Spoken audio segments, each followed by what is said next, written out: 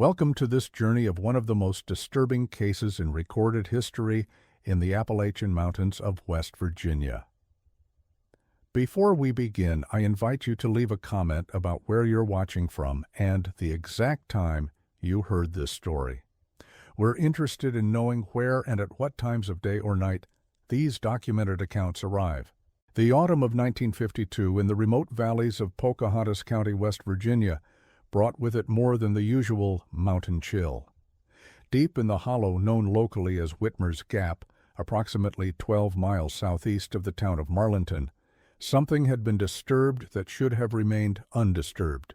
The discovery would mark the beginning of a series of events that would forever change the lives of those who called this isolated corner of the Appalachians home. The Appalachian region has always harbored secrets within its ancient folds. The mountains themselves, among the oldest on Earth, have witnessed the rise and fall of countless civilizations, their limestone caves and hidden hollows serving as silent repositories of forgotten history. Whitmer's Gap was no exception. Named after an early settler family that had disappeared without a trace in the 1890s, the area had long been regarded by locals with a mixture of reverence and unease. It was Mordecai Heston, a surveyor working for the State Highway Department, who first reported the cave opening that would later become the center of so much anguish. Heston, a methodical man in his 40s, who had spent most of his adult life mapping the remote regions of West Virginia, was conducting a routine survey for a proposed logging road when he noticed what appeared to be a recently exposed cave entrance approximately 50 yards up a steep embankment from Deer Creek. According to Heston's official report, filed with the State Geological Survey on October 15, 1952, the opening appeared to have been revealed by a recent landslide. The entrance itself was roughly oval-shaped, about 4 feet wide and 6 feet high, partially concealed by fallen timber and loose rock. What struck Heston as unusual was not the cave itself. The region was riddled with similar limestone formations, but rather the almost perfect silence that seemed to emanate from within. In his report, Heston wrote, "Approached the opening at approximately 2:30 p.m. on October 12th. Weather clear, temperature approximately 65 degrees. Noted absence of typical cave acoustics, no echo when calling into the opening, no sound of dripping water or air movement that usually indicates depth and complexity of cave system. Thrown stones produced no audible impact. Recommend further geological investigation.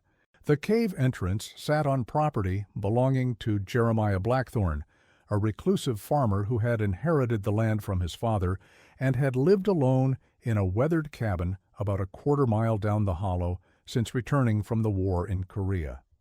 Blackthorne, known to locals simply as Jem, was a man of few words who kept mostly to himself, raising a small herd of cattle and tending a modest garden that seemed to thrive despite the poor soil conditions that plagued most of the hollow. When Mordecai Heston approached Blackthorne for permission to investigate the cave, he found the landowner unexpectedly agitated by the discovery. According to Heston's personal notes, found years later among his effects, Blackthorne insisted that the cave had not been there before the landslide. He claimed to have walked that particular section of his property countless times over the years, and maintained that if such an opening had existed, he would have known about it. Something about his reaction troubled me, Heston wrote in his notes. It wasn't simply that he was protective of his property. Many mountain folk are suspicious of outsiders. There was something else, a kind of fear in his eyes when he looked up toward the cave opening. When I suggested we explore it together, he became almost violent in his refusal, insisting that some things were better left alone. Despite Blackthorne's objections, Heston felt obligated to conduct at least a preliminary investigation of the cave for his geological report. On the morning of October 14th, he returned to the site with basic spelunking equipment borrowed from the State University Geology Department. What he discovered during his brief exploration would haunt him for the remainder of his life. The cave entrance led to a narrow passage that descended at a steep angle for approximately 30 feet before opening into a larger chamber. The limestone walls showed unusual formations, not the typical stalactites and flowstone common to the region, but rather smooth, almost polished surfaces that seemed to absorb rather than reflect his flashlight beam. The chamber itself was roughly circular, about 20 feet in diameter, with a ceiling that disappeared into darkness above. What disturbed Heston most was what he found on the floor of the chamber. Scattered across the limestone were numerous bones, bleached white and arranged in patterns that seemed too deliberate to be the result of natural cave-ins or animal activity. While most appeared to be from local wildlife, deer, raccoon, smaller mammals, the arrangement suggested something more intentional than the random accumulation one might expect from animals using the cave as a den. In the center of the chamber, Heston discovered something that defied easy explanation. A circular depression in the limestone floor, approximately 3 feet in diameter and perhaps 6 inches deep, perfectly smooth as if it had been carved by human hands. The depression was filled with a fine, dark powder that felt almost oily to the touch. When Heston attempted to collect a sample, the powder seemed to resist his efforts, clinging to the stone surface despite his attempts to scrape it away. More unsettling still was the effect the cave seemed to have on Heston himself during his exploration. Despite being an experienced outdoorsman, comfortable in confined spaces, he reported feeling an overwhelming sense of claustrophobia within minutes of entering the chamber.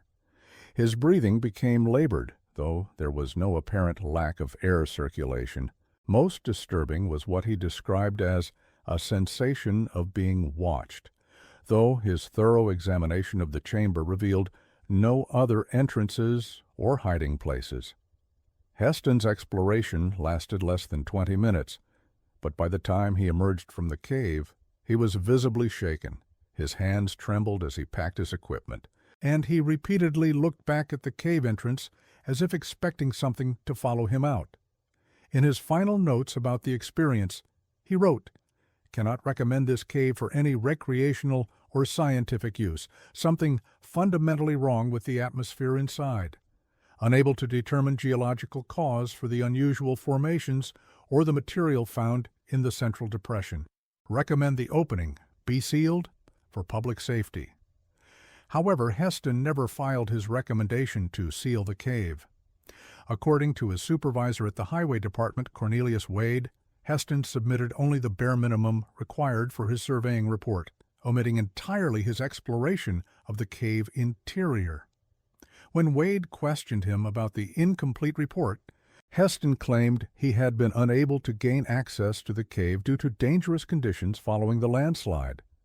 This discrepancy between Heston's private notes and his official report would not be discovered until 1967, when his widow donated his papers to the West Virginia Historical Society following his death.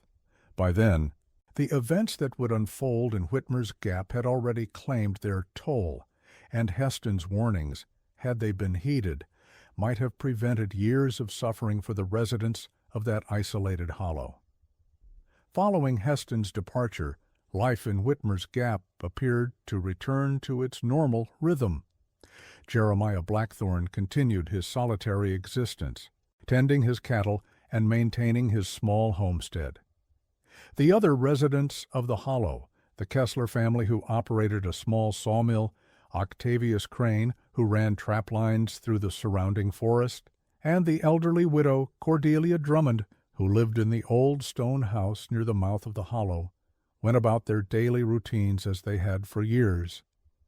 The hollow had always been home to perhaps 24 souls at most, scattered across several square miles of steep terrain, connected by narrow dirt roads that became impassable during winter months. These were people who had chosen isolation, or had isolation chosen for them. Individuals who valued self-reliance and viewed outsiders with suspicion, born of generations of hardship and disappointment. Octavius Crane, a man in his 60s who had trapped the ridges and hollows of Pocahontas County for nearly 40 years, was known throughout the region for his intimate knowledge of the local terrain. Crane could track a fox through snow-covered deadfall or locate a fresh water spring in the driest summer, skills that made him valuable to the occasional hunting party that ventured into the remote areas. His cabin, perched on a ridge overlooking Blackthorn's property, afforded him a clear view of much of the hollow, including the general area where the cave entrance had been discovered. It was Crane who first noticed the changes in wildlife behavior following the landslide that exposed the cave. In late October of 1952, he observed that the deer trails that had been consistently used for decades suddenly shifted, avoiding the area near the cave entrance entirely. The squirrels and chipmunks that had made their homes in the oak and hickory trees along the creek began relocating to more distant parts of the forest. Most concerning to Crane was the complete absence of birds from the immediate vicinity of the cave. 40 years I've been watching these wood, Crane told Tobias Kessler during one of their infrequent encounters at the sawmill. Never seen anything like it. It's as if something has scared every living thing away from that section of Jim's property. Even the insects seem to avoid the area. You walk through there now, and it's silent as a tomb, not natural silence, but the kind that makes your skin crawl. Kessler, who had operated the small sawmill with his 2 adult sons since the end of the war, was initially skeptical of Crane's observations. A practical man who dealt in board feet and timber contracts rather than woodland superstitions, Kessler attributed the changes to natural seasonal migration patterns. However, his opinion began to shift when his sons reported similar observations during their logging operations in the adjacent forest. Barnabas Kessler, the elder son at 28, was responsible for selecting trees to harvest and marking boundaries for cutting operations. His work required him to spend long hours alone in the forest, often passing within a few hundred yards of the newly discovered cave entrance. In November of 1952, Barnabas began experiencing what he initially attributed to fatigue and the stress of the demanding physical labor. According to a statement Barnabas gave to the local sheriff in 1954, he began hearing sounds from the direction of the cave during his work in the forest. The sounds were difficult to describe, not quite voices, not quite music, but something that seemed to carry on the wind with an almost hypnotic quality. At first, he thought it might be Blackthorn singing or humming while working his cattle, but the sounds occurred even when Blackthorn was known to be away from his property. More disturbing were the occasions when Barnabas found himself drawn toward the cave entrance, despite having no conscious intention of going there. He would realize he had wandered off his planned route and was standing at the base of the embankment, looking up at the dark opening with no clear memory of how he had arrived there. These episodes became more frequent as winter approached, and Barnabas began experiencing difficulty sleeping, plagued by dreams that involved descending into the cave and discovering things he could not remember upon waking. The first clear indication that something was seriously wrong came in December of 1952, when Cordelia Drummond, the elderly widow who lived near the mouth of the hollow, approached Octavius Crane with concerns about her neighbor, Jeremiah Blackthorn. Mrs. Drummond, a woman in her 70s who had lived in the hollow longer than anyone else, had known Blackthorn since he was a boy and had watched him struggle to rebuild his life after returning from the war. According to Mrs. Drummond, Blackthorn's behavior had changed dramatically in the weeks following the discovery of the cave. A man who had always been solitary but functional, maintaining his property and caring for his livestock with quiet efficiency, had become erratic and neglectful. His cattle wandered loose, his garden went unharvested, and smoke rarely rose from his cabin chimney even as the weather turned cold. Most concerning to Mrs. Drummond were the late-night wanderings she observed from her kitchen window. Beginning in November, she began seeing Blackthorn leaving his cabin well after midnight, carrying what appeared to be a lantern or flashlight, and walking purposefully up the hollow toward the area where the cave was located. These nocturnal expeditions occurred regularly, sometimes lasting until dawn, and Blackthorne would return visibly exhausted, stumbling as if he had been walking for hours over difficult terrain. When Mrs. Drummond attempted to speak with Blackthorne about her concerns during a chance encounter at the sawmill, she found him almost unrecognizable. The man who had always been thin but healthy now appeared gaunt, his clothes hanging loosely on his frame. His eyes, once alert and focused, now had a distant quality, as if his attention was constantly drawn to something only he could perceive. Most disturbing was his smell, not the normal odors of a man who worked outdoors, but something else, something that reminded Mrs. Drummond of the limestone caves she had explored as a child, a mineral scent mixed with something organic and unpleasant. When she asked about his cattle and whether he needed assistance with the approaching winter preparations, Blackthorne's response was rambling and incoherent.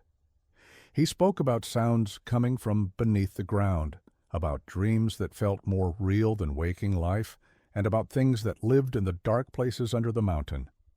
His voice, normally steady and low, had developed a tremor, and he repeatedly glanced toward the upper reaches of the hollow, as if expecting someone or something to appear. The conversation lasted only a few minutes before Blackthorne abruptly left, but it convinced Mrs. Drummond that intervention was necessary. She contacted Crane, who agreed to keep a closer watch on his neighbor, and together they decided to approach the Kessler family about the situation. It was during this conversation that they learned of Barnabas Kessler's own troubling experiences, and the group began to understand that whatever was affecting Blackthorne might be having broader consequences throughout the hollow. Winter in the Appalachians has always been a time of isolation, when families retreat into themselves and the mountain communities become even more insular than usual. The winter of 1952-53 was particularly harsh in Pocahontas County, with heavy snowfall beginning in December and continuing through March. The narrow roads that connected Whitmer's Gap to the outside world became impassable for weeks at a time, cutting off the residents from regular contact with the larger community. Under normal circumstances, this isolation was manageable. The families had prepared with adequate supplies of food and fuel, and they had systems in place for checking on one another during emergencies. However, the situation with Blackthorne complicated these arrangements, particularly as his behavior became increasingly erratic throughout the winter months. Octavius Crane, whose elevated position allowed him to observe much of the hollow, reported that Blackthorne's nocturnal wanderings continued despite the severe weather. Even during blizzards that made travel dangerous for experienced outdoorsmen, Blackthorne would leave his cabin and make his way towards the cave entrance, often returning hours later, covered in snow and moving with the mechanical gait of someone who was no longer fully in control of his actions. Perhaps more disturbing were the occasions when Crane observed Blackthorne standing motionless in the snow near the cave entrance for hours at a time, apparently oblivious to the cold and wind. During one particularly severe storm in January, Crane watched through his binoculars as Blackthorne remained stationary near the cave from sunset until dawn, never seeking shelter despite sub-freezing temperatures and driving snow. The effects of whatever was happening at the cave began to extend beyond Blackthorne himself. Barnabas Kessler continued to experience the strange episodes during which he would find himself inexplicably drawn toward the cave entrance, and these episodes were beginning to affect his work and his relationships with his family. His father and brother reported that Barnabas had become withdrawn and irritable, spending long hours staring in the direction of the upper hollow and neglecting his responsibilities at the sawmill. More concerning was the fact that Jeremiah Kessler, Barnabas's younger brother, was beginning to exhibit similar symptoms. At 25, Jeremiah had always been the more outgoing of the two brothers, known for his quick wit and practical jokes. However, as winter progressed, He became increasingly serious and preoccupied, claiming to hear sounds coming from the direction of the cave even when working inside the mill building. The Kessler family's concerns deepened when both brothers began requesting to work alone in the forest areas closest to Blackthorn's property, despite having previously preferred to work together for safety and efficiency. Their father, Tobias, noticed that his sons would often extend their workdays unnecessarily when cutting in those areas, returning home well after dark with little explanation for the delayed hours. Mrs. Cordelia Drummond, observing these changes from her position near the mouth of the hollow, began keeping a detailed record of the unusual activity she witnessed. Her journal, discovered decades later among her effects, provides a valuable contemporary account of the escalating situation during those winter months. In an entry dated February 3, 1953, she wrote, "Saw 3 figures walking toward the upper hollow last night after 1 a.m. Could not identify them clearly in the moonlight, but the way they moved, so purposeful and yet somehow wrong, reminded me of how people walk when they are sleepwalking. They were gone for hours, and when they returned, they moved differently, more slowly, as if they were carrying something heavy." Mrs. Drummond's journal entries from this period reveal a growing pattern of nocturnal activity centered around the cave entrance. Multiple residents appeared to be making regular pilgrimages to the site, often during the most severe weather conditions, and returning in states of obvious exhaustion and disorientation. Perhaps most troubling was Mrs. Drummond's observation that the participants in these nighttime gatherings never seemed to acknowledge one another during their daytime interactions. Blackthorn, the Kessler brothers, and occasionally others from the hollow would encounter each other at the sawmill or during chance meetings on the roads, but they showed no sign of recognizing shared experiences or activities. The situation reached a critical point in March of 1953, as winter began to loosen its grip on the mountains, and the roads became passable once again. Mrs. Drummond, increasingly concerned about the welfare of her neighbors and the safety of the community, decided to contact authorities outside the hollow for assistance. Her first instinct was to reach out to the local sheriff, but the nearest law enforcement was based in Marlinton, more than 20 miles away over difficult mountain roads. Instead, she chose to contact the Methodist circuit preacher, Reverend Whitmore, who had been serving the remote communities of Pocahontas County for nearly 15 years and was known for his practical approach to the human problems he encountered in his ministry. Reverend Whitmore had been scheduled to visit Whitmer's Gap in April as part of his regular circuit, but Mrs. Drummond's urgent message prompted him to make the journey earlier than planned. When he arrived in the hollow on March 20, 1953, he found a situation that defied his considerable experience with the challenges faced by isolated mountain communities. The physical deterioration of the affected individuals was immediately apparent to Reverend Whitmore. Blackthorn had lost considerable weight and moved with the unsteady gait of someone much older than his 32 years.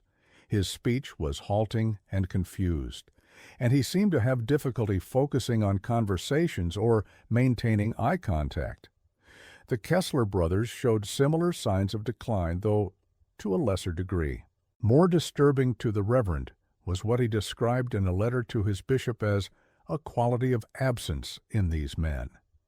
While they could respond to direct questions and perform basic tasks, they seemed to exist in a state of partial detachment from their surroundings, as if their attention was constantly divided between the immediate present and something else that others could not perceive. Reverend Whitmore's attempts to counsel the affected individuals met with limited success. When he tried to discuss their spiritual welfare and offer guidance for whatever troubles they were experiencing, their responses were evasive and incoherent. They spoke about obligations and responsibilities that made no sense in the context of their actual lives, about promises that needed to be fulfilled and tasks that required completion. Most significantly, When Reverend Whitmore inquired about the cave that Mrs. Drummond had mentioned as a potential factor in the situation, all of the affected individuals reacted with immediate agitation and insisted that the cave was not to be discussed or investigated.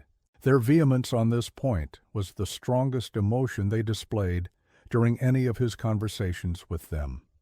Determined to understand what was happening in Whitmer's Gap, Reverend Whitmore decided to investigate the cave himself. Against the advice of Mrs. Drummond and Octavius Crane, who had remained unaffected by whatever influence was emanating from the site, the Reverend made his way to the cave entrance on the afternoon of March 22, 1953. What Reverend Whitmore experienced during his visit to the cave would profoundly affect his ministry and his understanding of the nature of evil in the world. His detailed account, preserved in the archives of the Methodist Conference of West Virginia, provides one of the few objective descriptions of the cave's interior from someone not already under its influence. The Reverend approached the cave entrance with a sense of scientific curiosity rather than supernatural dread, equipped with adequate lighting and safety equipment for a thorough exploration. He noted the unusual silence that surrounded the area, confirming the observations made by others about the absence of wildlife. Even the wind seemed muted near the cave, creating an atmosphere of oppressive stillness. Upon entering the cave, Reverend Whitmore immediately noticed the smooth, almost polished quality of the limestone walls that had troubled Mordecai Heston. The passage descended steeply, and the Reverend observed that his footsteps produced no echo, as if the stone itself was absorbing rather than reflecting sound. The main chamber, when he reached it, presented a scene that challenged his rational worldview.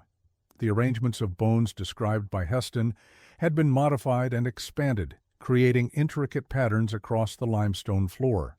The bones themselves appeared to have been carefully cleaned and positioned, suggesting ongoing human activity within the cave. In the center of the chamber, the circular depression that Heston had discovered had been altered significantly. The dark powder had been removed, and the depression now contained what appeared to be personal items from the affected residents, pieces of clothing, tools, and other objects that seemed to have been deliberately placed there as offerings or tokens. Most disturbing to Reverend Whitmore was the discovery of several journals or notebooks placed around the perimeter of the central depression, written in different hands but sharing certain common themes and phrases. These documents appeared to be records of visits to the cave and descriptions of experiences that the writers had undergone there. The handwriting in the journals was often difficult to read, becoming increasingly erratic and fragmented in later entries. The content focused obsessively on concepts of obligation and surrender, describing a presence within the cave that demanded acknowledgement and service. The writers seemed to believe that they had entered into some form of agreement or contract that required their continued participation in activities centered around the cave. What struck Reverend Whitmore as particularly troubling was the evidence that the affected individuals were not simply visiting the cave occasionally, but were spending extended periods there, engaging in activities that appeared to be ritualistic in nature. The journals described gathering and arranging the bones, maintaining the central depression, and participating in what could only be described as worship directed towards something they believed resided deep within the cave system.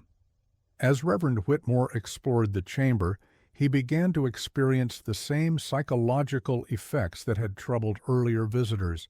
The sense of being watched intensified as he read through the journals, and he found himself repeatedly looking toward the darker recesses of the chamber, convinced that something was moving just beyond the reach of his flashlight beam. More significantly, he began to understand the compulsive quality that others had described regarding the cave.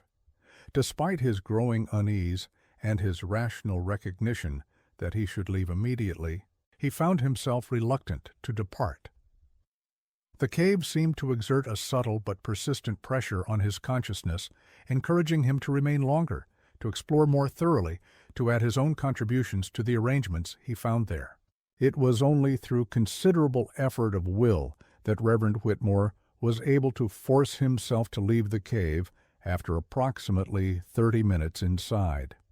As he emerged into the daylight, he experienced a profound sense of relief, as if he had escaped from a trap that had been slowly closing around him. However, he also felt a persistent urge to return, a nagging sense that he had left something important unfinished within the cave.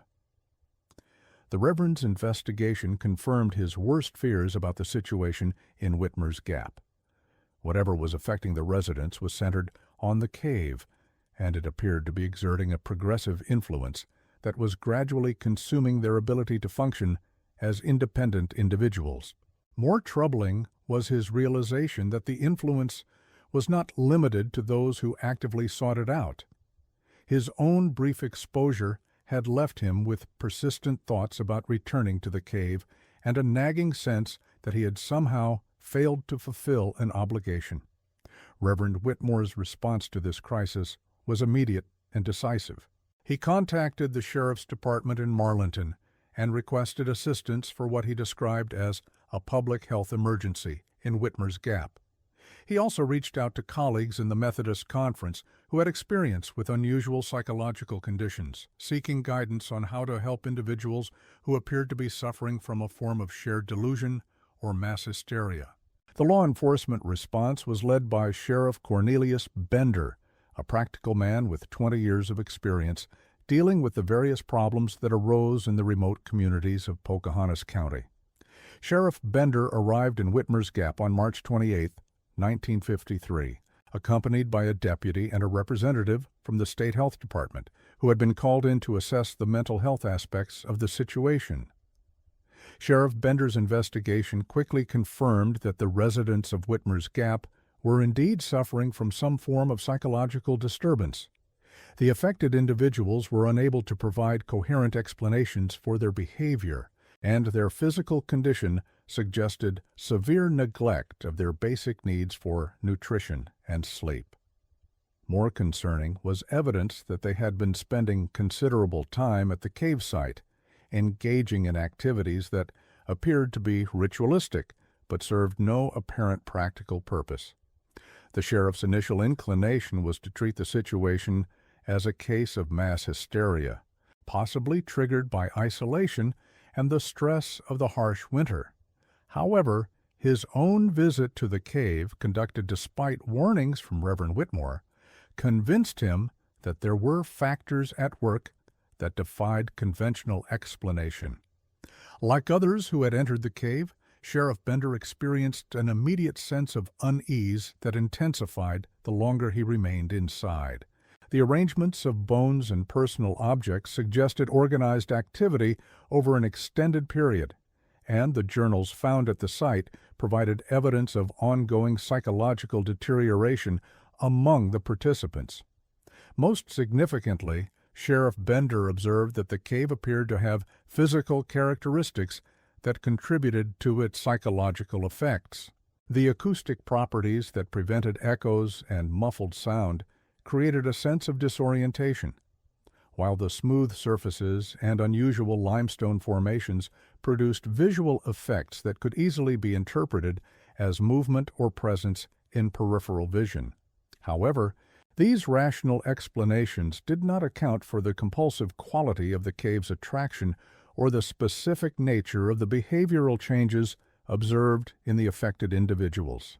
Sheriff Bender found himself returning to the cave site twice more during his investigation, ostensibly to gather additional evidence, but in reality driven by the same inexplicable compulsion that had affected the residents. The State Health Department representative, Dr. Ignatius Caldwell, approached the situation from a medical perspective, focusing on the physical and psychological symptoms exhibited by the affected individuals. His examination revealed evidence of chronic sleep deprivation, malnutrition, and exposure to cold, all consistent with the extended periods these individuals had been spending outdoors during their nocturnal visits to the cave. More concerning from a psychiatric standpoint was what Dr. Caldwell identified as a shared delusional system involving beliefs about obligations to an entity or presence associated with the cave. The affected individuals displayed symptoms consistent with dissociative disorders, experiencing periods during which they appeared to be acting under external compulsion rather than their own conscious will. Dr. Caldwell's attempts to treat the affected individuals with conventional psychiatric approaches met with limited success. Medications designed to address anxiety and depression had little effect on their compulsive behavior, and psychotherapy sessions were hampered by their inability or unwillingness to discuss their experiences at the cave in any detail. The situation in Whitmer's Gap was further complicated by the fact that exposure to the cave appeared to create a progressive condition. Individuals who visited the site once found themselves compelled to return, and each subsequent visit seemed to deepen their psychological dependence on whatever they believed they were experiencing there. By April of 1953, the crisis had reached a point where intervention was necessary to prevent further deterioration in the affected individuals. Jeremiah Blackthorne had essentially ceased functioning as an independent person, spending most of his time either at the cave or in a catatonic state at his cabin. The Kessler brothers had abandoned their work at the sawmill entirely, and even their father was beginning to show signs of being affected by proximity to his son's condition.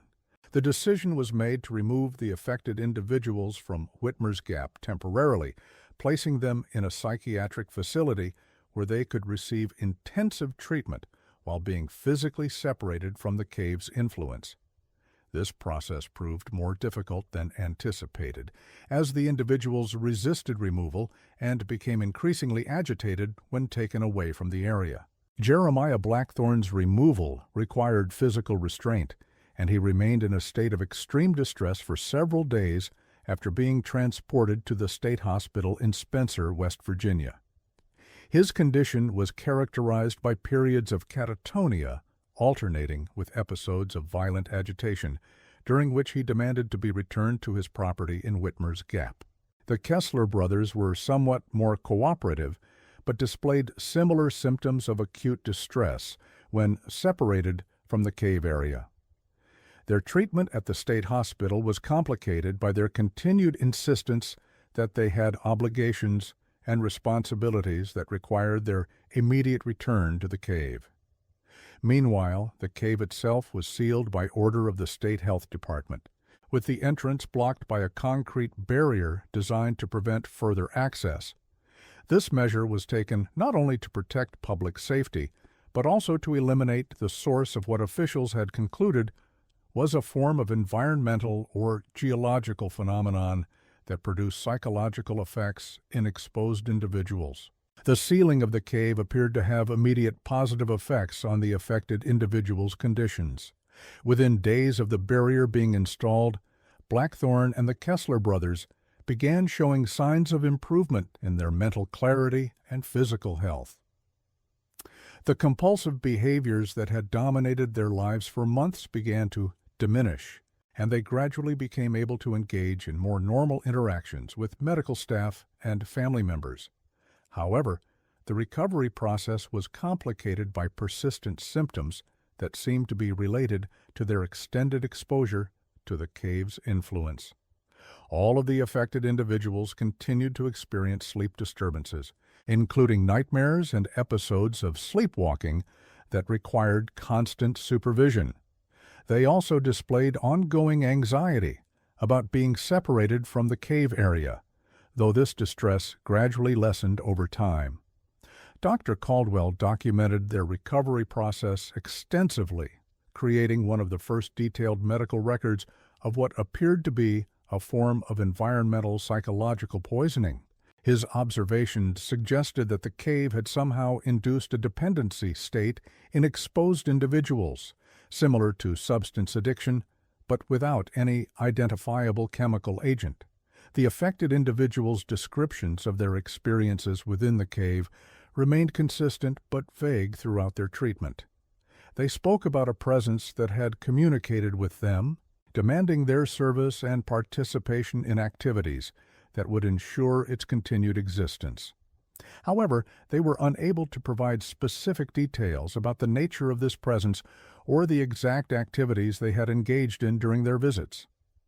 More disturbing were their claims that the presence had made them aware of its existence in other locations, suggesting that the cave in Whitmer's Gap was not unique, but rather one of many sites where similar entities might reside. This possibility raised concerns about whether sealing the cave had truly resolved the problem or merely contained it temporarily. By the summer of 1953, the immediate crisis in Whitmer's Gap had been successfully managed. The affected individuals had shown sufficient improvement to be released from psychiatric care, though they were strongly advised to remain away from the cave area permanently. The hollow itself had returned to a state of apparent normalcy, with the remaining residents resuming their usual activities and routines. However, the events of that winter had left lasting scars on the community. Mrs. Cordelia Drummond, who had played a crucial role in bringing the situation to the attention of outside authorities, remained deeply troubled by her observations and experiences. In her journal entries from this period, she expressed ongoing concerns about the adequacy of sealing the cave and whether the threat it posed had been truly eliminated. Octavius Crane, who had managed to avoid direct exposure to the cave's influence, made the decision to relocate his trapping operations to areas farther from Whitmer's Gap. In conversations with other trappers and woodsmen, he described the experience as having fundamentally changed his understanding of the mountain environment he had known for decades. The Kessler family made significant changes to their logging operations, avoiding entirely the areas of forest near the sealed cave entrance. Tobias Kessler eventually sold the sawmill and relocated his family to a different county, citing his inability to feel secure in Whitmer's Gap after the events of 1952-53. Jeremiah Blackthorne's recovery was perhaps the most remarkable, given the severity of his condition at the height of the crisis. After several months of treatment, he was able to return to functioning independently, though he never returned to his property in Whitmer's Gap.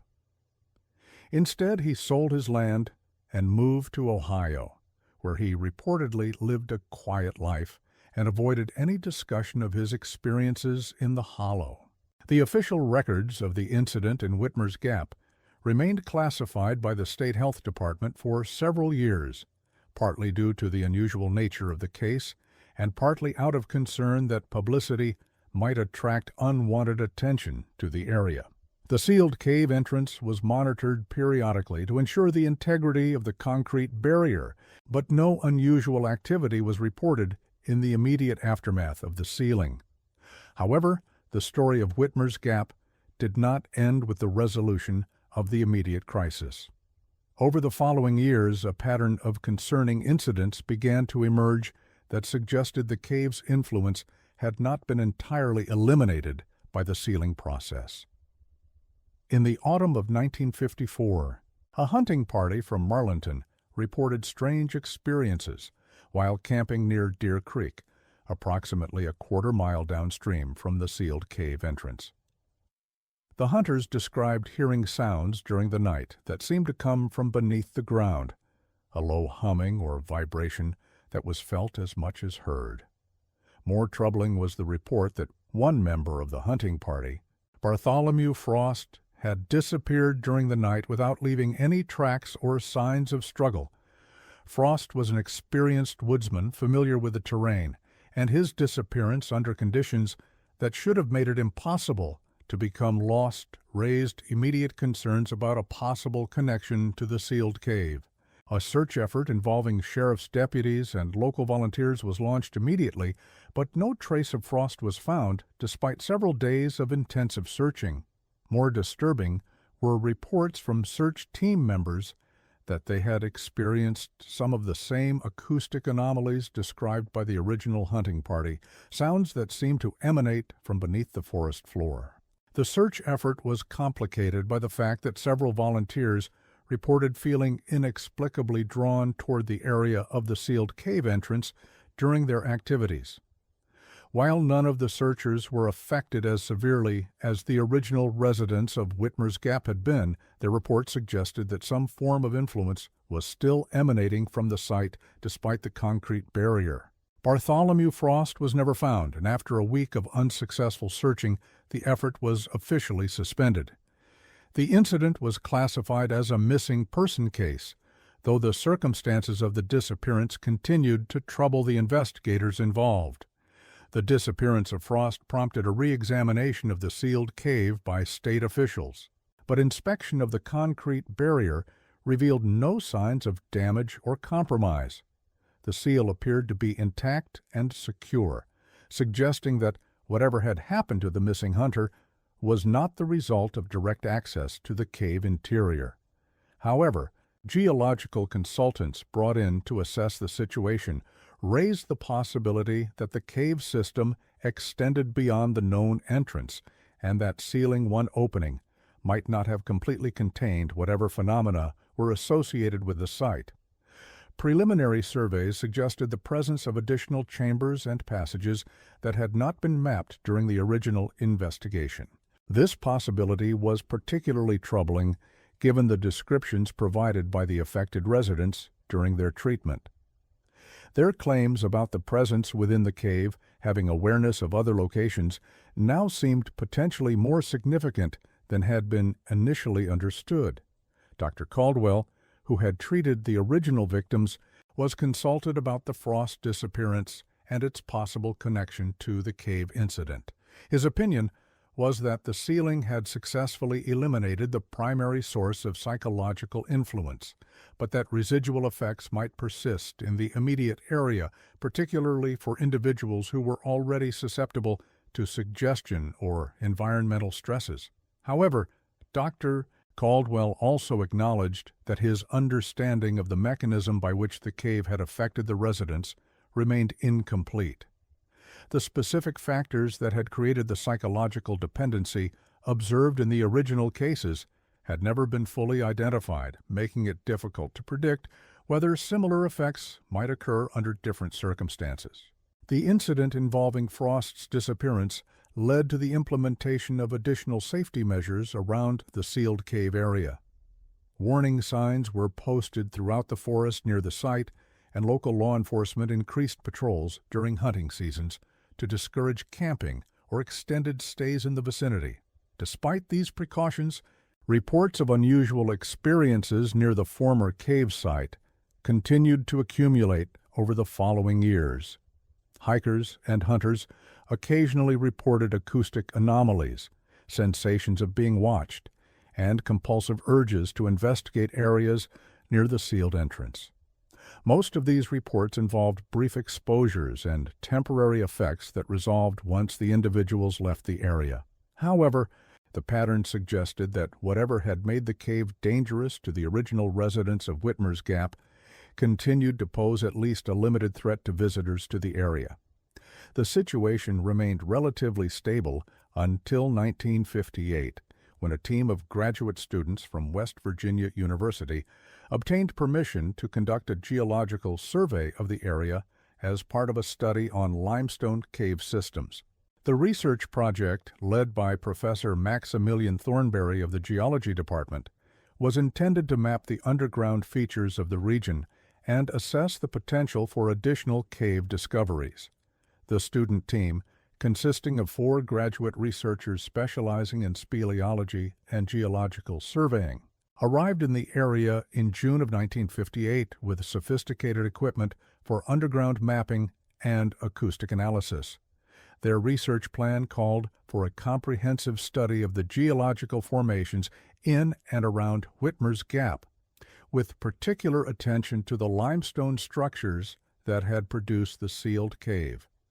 Professor Thornberry had reviewed the available records of the 1953 incident, but his focus was primarily on the geological rather than the psychological aspects of the case.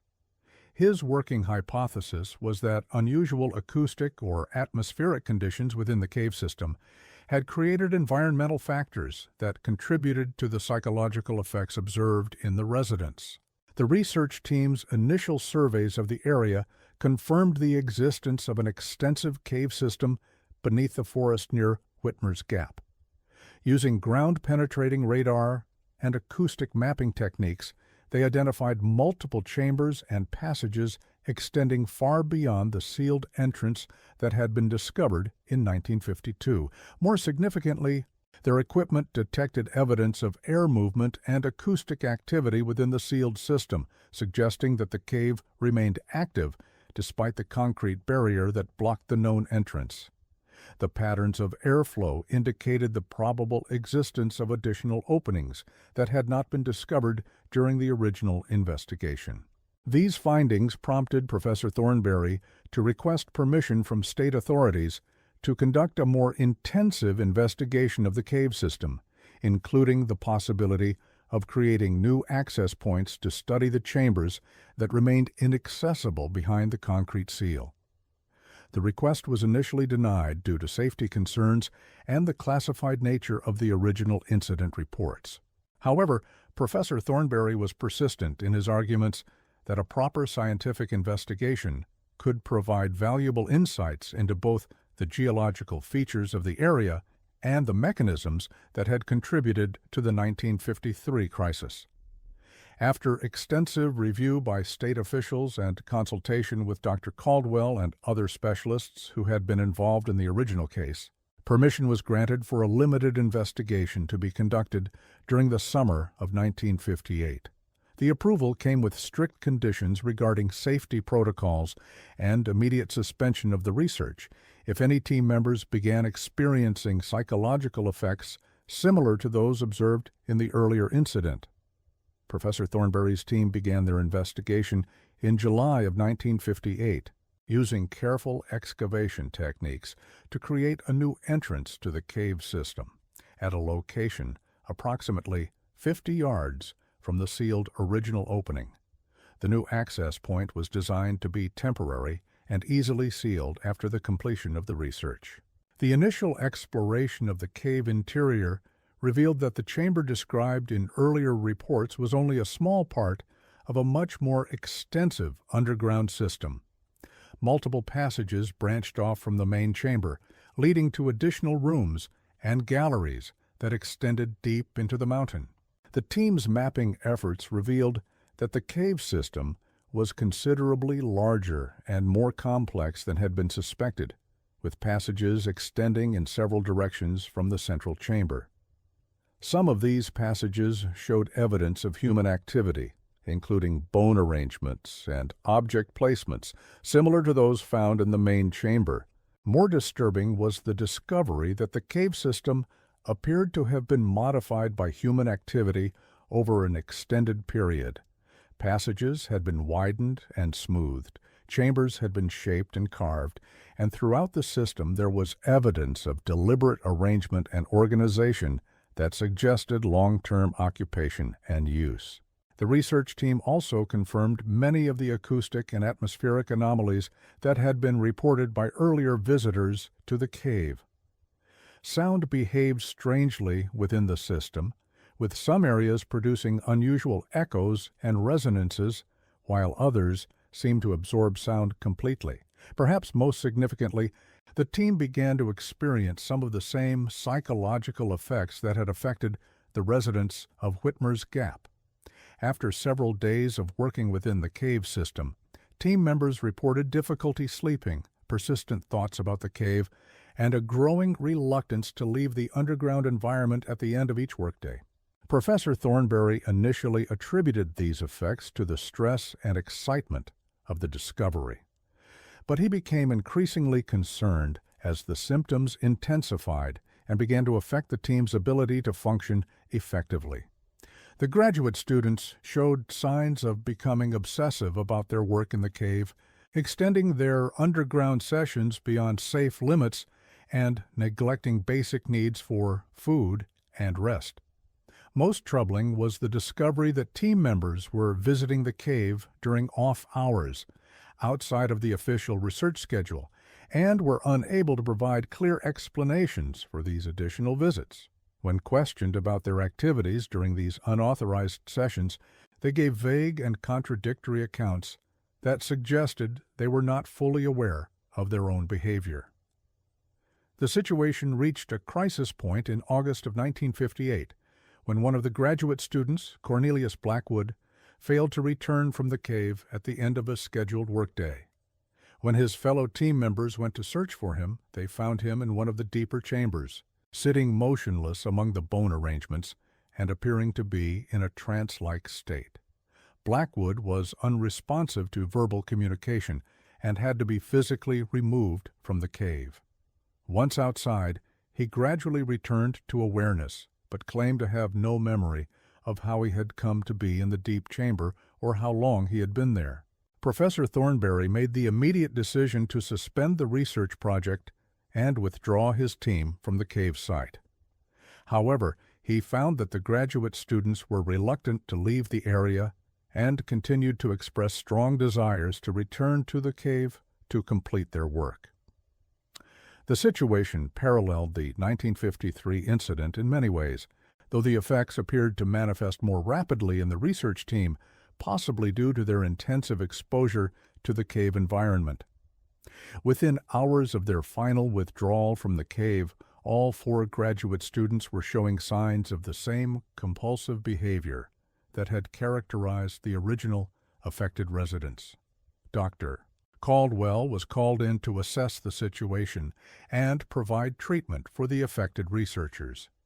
His evaluation confirmed that they were experiencing the same type of psychological dependency that he had observed in the earlier cases, though the onset had been much more rapid.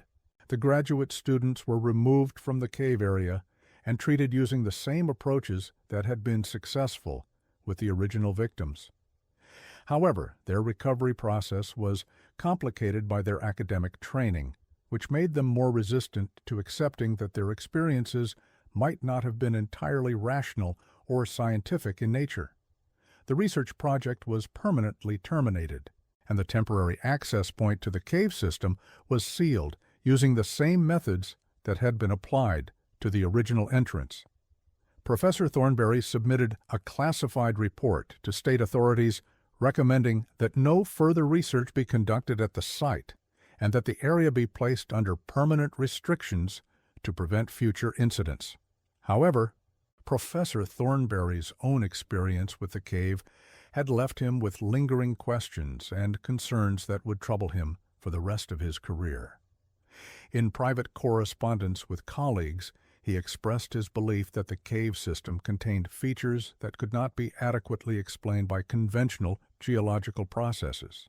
More troubling was his conviction that the psychological effects experienced by visitors to the cave were not simply the result of environmental factors, but rather indicated the presence of something within the cave system that was actively influencing human behavior. While he could not provide scientific evidence for this belief, his experience had convinced him that the threat posed by the cave was real and ongoing. The 1958 research incident led to the implementation of much more stringent security measures around the cave area. Access to the entire region was restricted, and regular patrols were established to ensure that unauthorized individuals did not attempt to investigate the site. Despite these precautions, occasional incidents continued to occur that suggested the cave's influence had not been completely contained. Reports from park rangers and forestry workers indicated that animals continued to avoid the area, and hikers occasionally reported unusual experiences when passing through the forest near the sealed entrances. The most significant development occurred in 1962, when a routine inspection of the concrete seals revealed that both barriers showed signs of stress and potential compromise.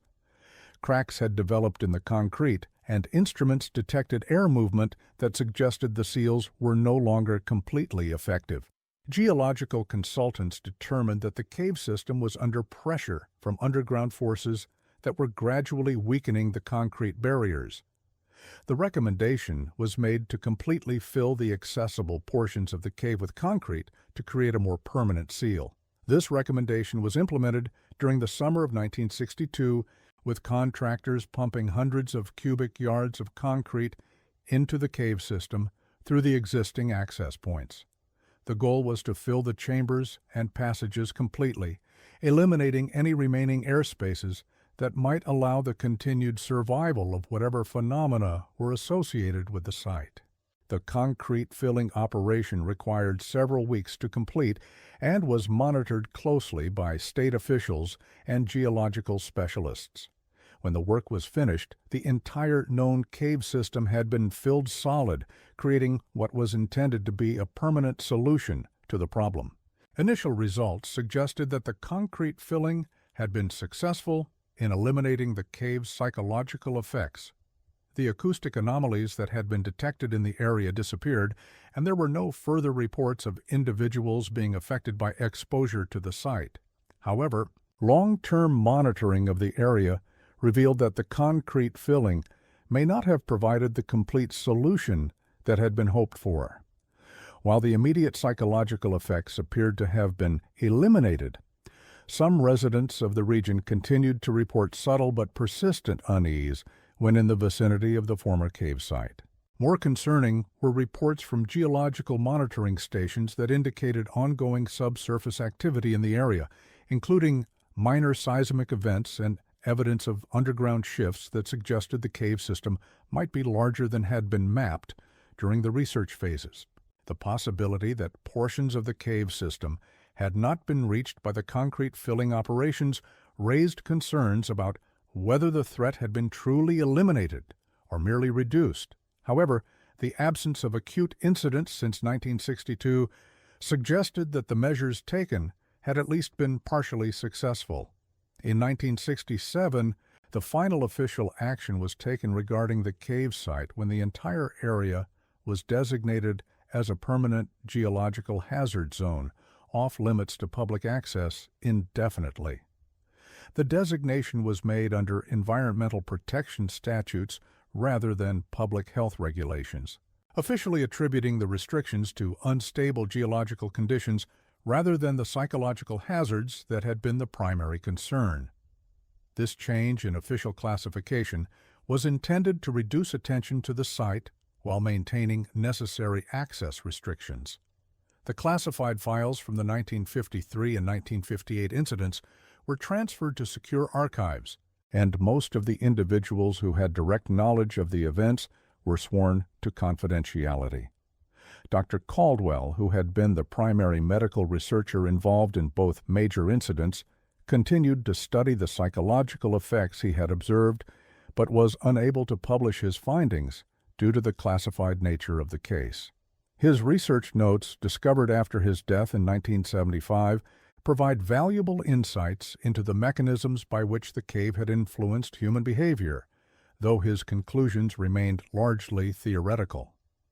Professor Thornberry similarly found himself unable to share his geological discoveries about the cave system, though he continued to search for similar formations in other locations throughout his career. His private journals suggest that he believed the cave in Whitmer's Gap was part of a larger network of underground features that might pose similar threats in other locations. The individuals who had been directly affected by exposure to the cave eventually resumed normal lives, though most continued to experience occasional symptoms related to their experiences.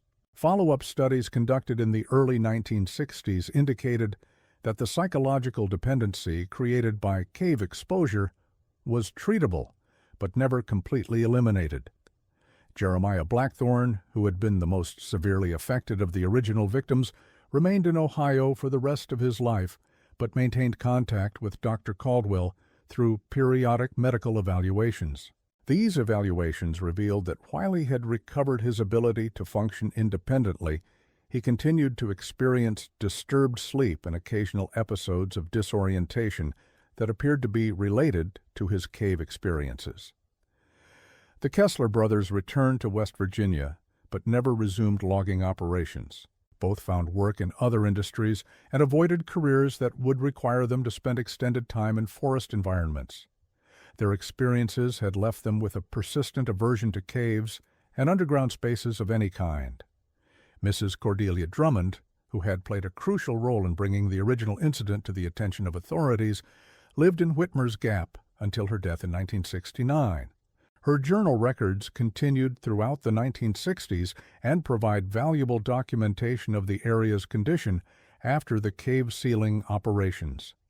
In her final entries, Mrs. Drummond noted that while the acute dangers associated with the cave appeared to have been eliminated, the hollow had never fully recovered its previous character. Wildlife populations remained below historical levels, and the area continued to feel somehow different from the surrounding forest.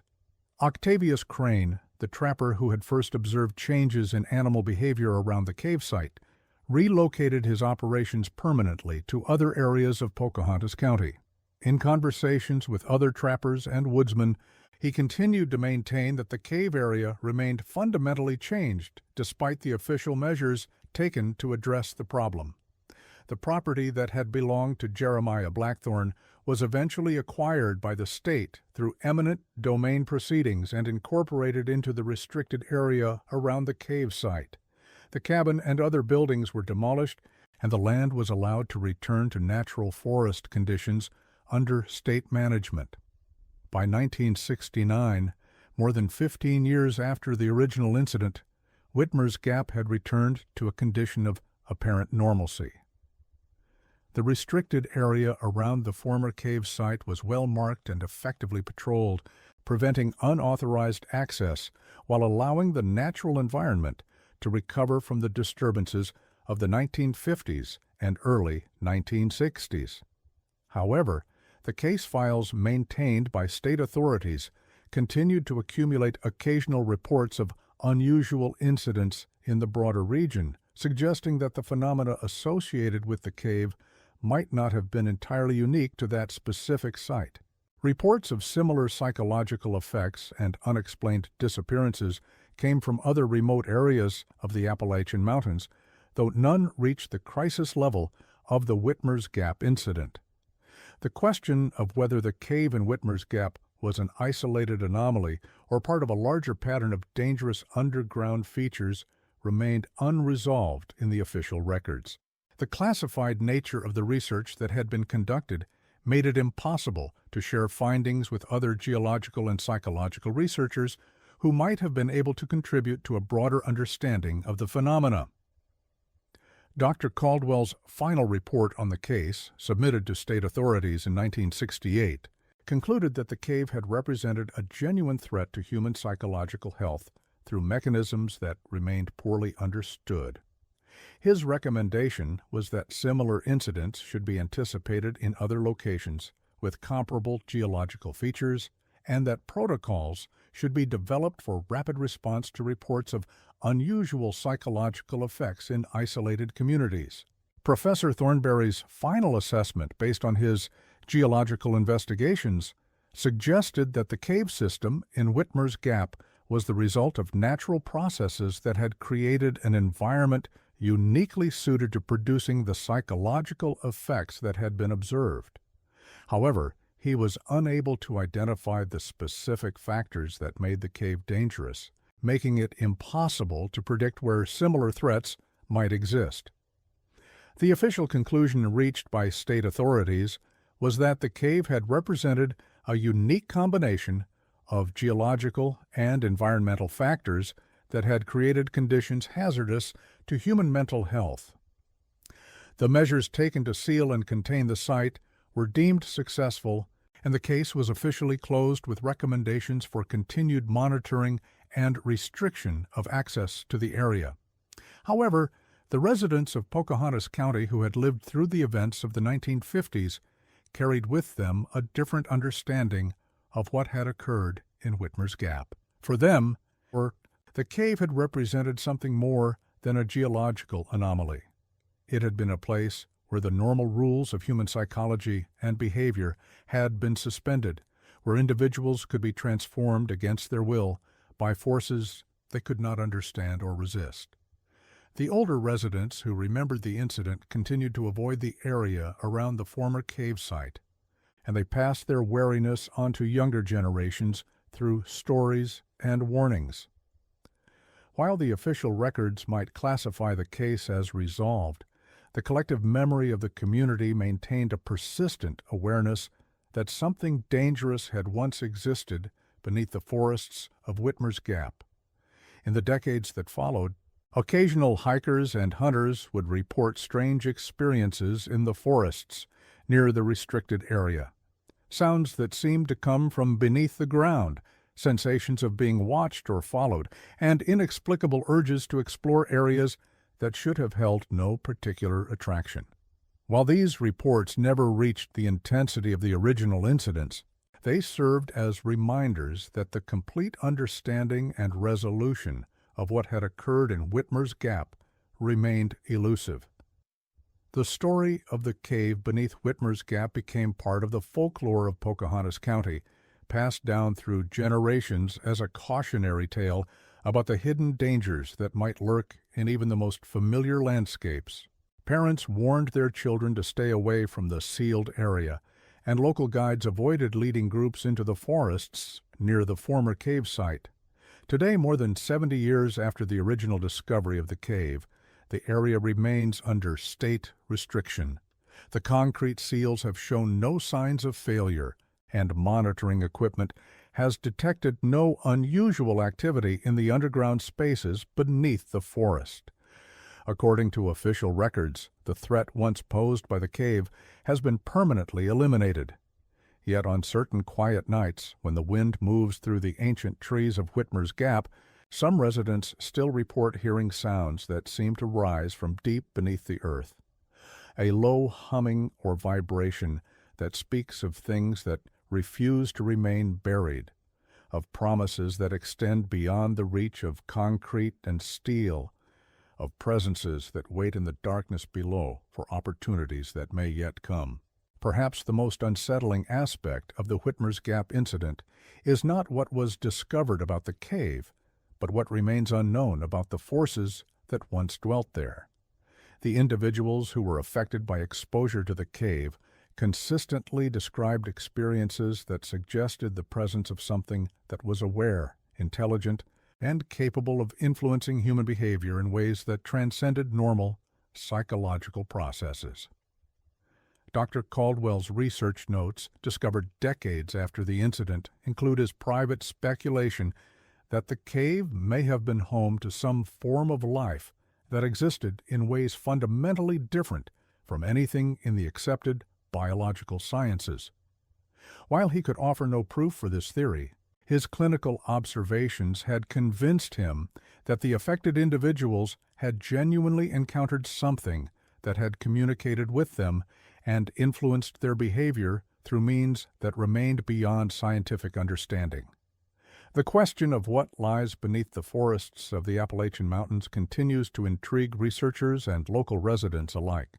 The ancient geological formations of the region have been shaped by millions of years of natural processes, creating countless caves and underground chambers that remain unexplored and unmapped. If the cave beneath Whitmer's Gap was indeed unique in its ability to affect human consciousness, then its sealing represents a successful resolution to a dangerous situation. However, if similar formations exist elsewhere in the vast wilderness of the Appalachian chain, then the incident may serve as a warning of threats that remain hidden beneath the surface of our understanding. The residents of Pocahontas County who lived through the events of the 1950s carried with them a changed perspective on the natural world around them. They had learned that familiar landscapes could harbor dangers that defied explanation, that the solid earth beneath their feet might conceal forces capable of reaching into human minds and changing the very nature of individual identity. For these individuals, the forests and mountains they had known all their lives became places of potential mystery and threat.